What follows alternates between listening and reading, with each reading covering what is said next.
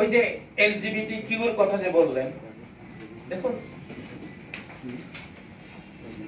সংবিধানের উৎস কি? বিধানের উৎস হলো আকাশ থেকে আসা 104টি ছোট বড় গ্রন্থ। আপনাকে যারা সংবিধান নিয়ে কথা বলবেন, আগে তাদের উপরে যে আইন হলো সংবিধান কি এটা জানা। কাজী ইব্রাহিম একটা বললো, এখানে মুফতি হারুনিজার একটা বললো, বিচারক সাহেব একটা বললো, ধর্মগ্রন্থে এগুলোকে বলা হয় আহওয়া। যেমন সূরা আল জাসিয়া 14 নম্বর আয়াতে বলেছেন যে তোমাকে আমি যে বিধান দিয়েছি এটা ফলো করো, যাদের কোনো নলেজ নেই, বিধান দেওয়ার মতো কোনো ক্ষমতা নেই, ওদের কুপ্রবৃত্তির অনুসরণ করো। এখন এলজিবিটি কিউ যেটা একটা কুপ্রবৃত্তি, এখন মানুষ যখন বিধাতা সাজে তখন সে তার কুপ্রবৃত্তি সংবিধান রূপে মানব সমাজের উপরে চালিয়ে দেয়। যাই হোক, তো আসলে আমরা যেই বাংলাদেশ গড়তে চাই, আমরা 47-এর চেতনা নিয়ে এই মানচিত্র, যে টিআলি, বগুড়ার মোহাম্মদ আলী, ব্রাহ্মণবাড়িয়ার টিআলি আর খুলনার খানে সবুর, এই তিনজন তো এই মানচিত্রে এঁকেছিলেন। তিনজনে তো মুসলিম, একটা ইসলামী মানচিত্র তারা তৈরি করেছিলেন। এবং বাংলাদেশ সংবিধানে লেখা আছে 47-এর ওই মানচিত্রই স্বাধীন বাংলাদেশের মানচিত্র। সাংবিধানিক ভাবে তো সত্য, সেটাই তো মূল। মোহাম্মদ আলী জিন্নাহ সাহেবকে প্রশ্ন করা হয়েছিল, আপনি যে একটা পাকিস্তান নামক রাষ্ট্র, পাকিস্তান মানে আমরা বাঙালিদের এই অংশটা, এটাও তখন আমরা সংগ্রাম করে পাকিস্তান নিয়েছি, শেখ মুজিবুর রহমান সহ এই দেশের আপামর জনগোষ্ঠীর সংগ্রামে এই পাকিস্তান তৈরি হয়েছে, আমরা এই অংশ নিয়েছি, ওরা ওই অংশ নিয়েছে। তো এটার কায়েদে আজম ছিলেন কে? মোহাম্মদ আলী জিন্নাহ। তাকে প্রশ্ন করা হয়েছিল, আপনার এই নতুন দেশের সংবিধান কি হবে? তিনি বলেন, আমার তো সংবিধান লিখিতই আছে। সেটা কি? কোরআনের কপি দেখিয়েছিলেন, এইটাই তো সংবিধান। আচ্ছা, আপনি দেখেন, আমরা যে আমি আসলে রাজনীতি করব সিদ্ধান্ত নিয়েছি জেলে গিয়ে। এর আগে আমার একটা সিদ্ধান্ত ছিল না। আমি জেলে গিয়ে আমি বুঝেছি যে এই সংবিধানকে মানুষ করবো ইনশাআল্লাহ। এই সংবিধানকে চেঙ্গিস খান হতে দেব না, হালাকু খান হতে দেব না। এই চেঙ্গিস খানকে এই সংবিধানকে ন্যায় পরায়ণ করে ছাড়বো। দেখুন, দাউদ আলাইহিস সালাম, সুলাইমান আলাইহিস সালাম, ওনারা সারা ওয়ার্ল্ডের শাসক। ওনার সুপ্রিম কোর্টে দুইজন বাদী আসলো, সূরা সাজেন, এগুলি ধর্মগ্রন্থের কথা, মানে মূল সংবিধানের কথা। দুইজন বাদী এসে বলছে, হে দাউদ, আমরা দুইজন বাদী বিবাদী, আমরা একজন আরেকজনের উপরে অন্যায় করেছি। মেনশন করছে না যে আমরা কি করি। বাদী একজন সজ্জন, উনি খুব আইন পালন করেওয়ালা, উনি রাষ্ট্রের খুব ভালো উপকারী একটা মানুষ। আর বিবাদী, উনি আইন বিরোধী, উনি দেশের জন্য ক্ষতিকর, এটা সেটা একটা দুর্নাম। মানে আপনি তো বিচার চাওয়ার আগেই বিচার করে ফেললেন। এই যে একটা অন্যায় শিকার হলাম আমরা। ওনারা বলছে যে আমরা দুইজন বাদী বিবাদী, আমরা কে কার উপরে জুলুম করছি আমরা কিন্তু বুঝতে পারছি না। কে যে এখানে জালিম, কে মজলুম, আমরা কিন্তু বুঝতে পারছি না। আপনার কাছে এসেছি, আপনি সত্য সত্য বিচার করে বলে দিবেন আমরা কে মজলুম আর কে জালিম। আচ্ছা, সেখানে অ্যাড্রেসটা কি? ইন্না হাযা আখি, এই বিবাদী আমার ভাতা, আমার ভাই। আপনি সম্পূর্ণতা দেখেন, মানবিকতা দেখেন, ইনসাফটা দেখেন।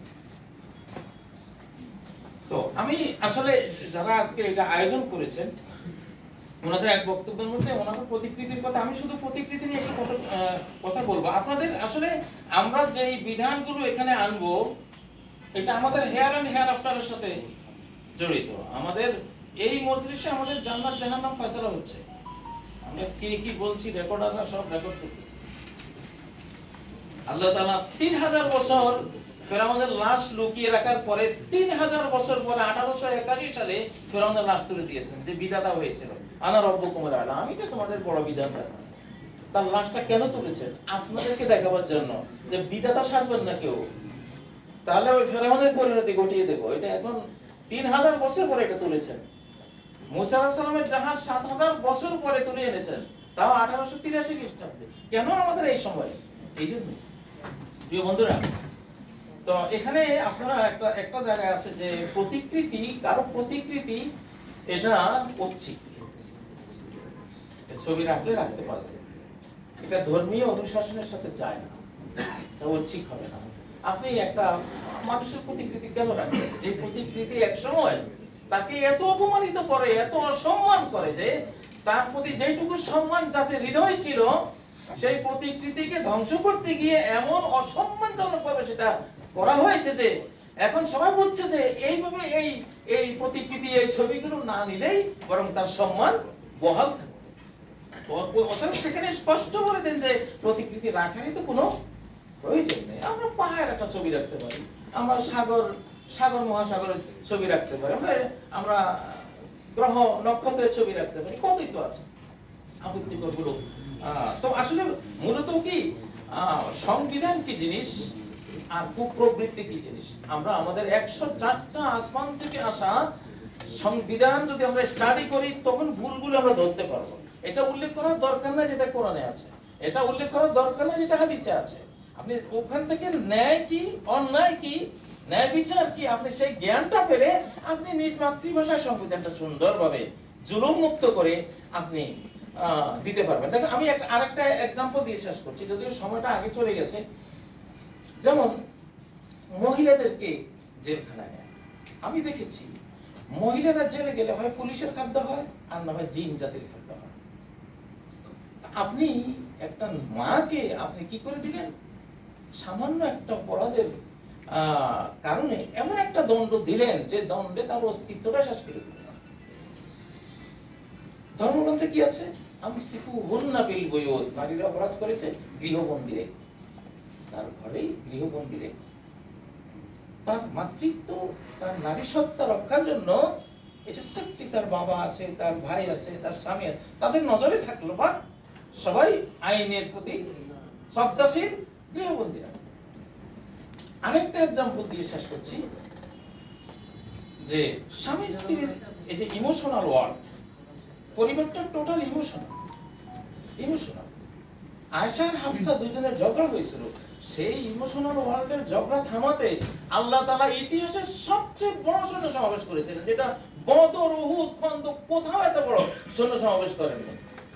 সর্বোচ্চ সৈন্য সমাবেশ বদর যুদ্ধে করেছিলেন 5000 এঞ্জেল ফোর্স, ফেরেশতা বাহিনী করে দিয়েছিলেন।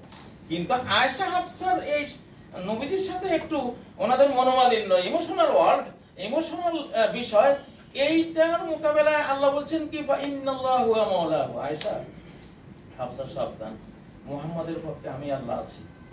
ওয়া জিবরিল, 2 নম্বর জিবরাইল আছে, 3 নম্বর ওয়া জিবরিল ও মিকাইল, মিকাইল মুহাম্মদ সাল্লাল্লাহু আলাইহি ওয়াসাল্লামের পক্ষে আছে।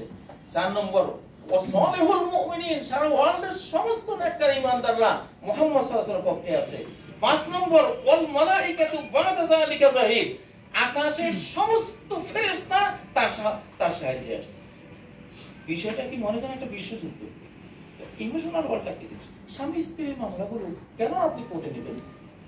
ধর্মগ্রন্থ কি বলছে, স্বামী পক্ষের একজন বিচারক, স্ত্রী পক্ষের একজন বিচারক, তারা বুঝবে তাদের পরিবারের সম্ভ্রম কি, সমস্যা কি, ইমোশনাল বিষয়গুলো কি। এটা কি আপনারা রুক্ষ কর্কশ কোর্টে নিয়ে একেবারে পরিবারের যে ঐতিহ্যগুলো ছিল, আবেগের জায়গাগুলো ছিল, ভালোবাসাগুলো ছিল, সব ধূলিসাৎ করে দিয়ে সেখানে ওই আপনার হ্যান্ডকাপ, সেখানে জেল, জরিমানা। তো এটা হলো আসলে কি বলবো, আমাদের আইন বিধানগুলো দেখলে আমরা যে আসলে কিসের উপরে চলেছি খুব আক্ষেপ হয়। এই জন্য আমি আপনাদেরকে জাতীয় নাগরিক পরিষদকে আহ্বান জানাবো, প্রত্যেকটা পয়েন্টে আপনারা প্রয়োজনে আমরা জুম মিটিং করতে পারি, আমরা বিভিন্ন ইলেকট্রনিক এসব মিডিয়া ব্যবহার করে প্রত্যেকটা পয়েন্টে আপনারা আমাদের সাথে আপনারা যুক্ত হন, আমরা আপনাদেরকে আইডিয়া দিব এখানে ন্যায় এটা অন্যায়টা, ন্যায় এটা অন্যায়টা, ইনশাআল্লাহ। অনেক অনেক ধন্যবাদ শেখ আপনাকেও।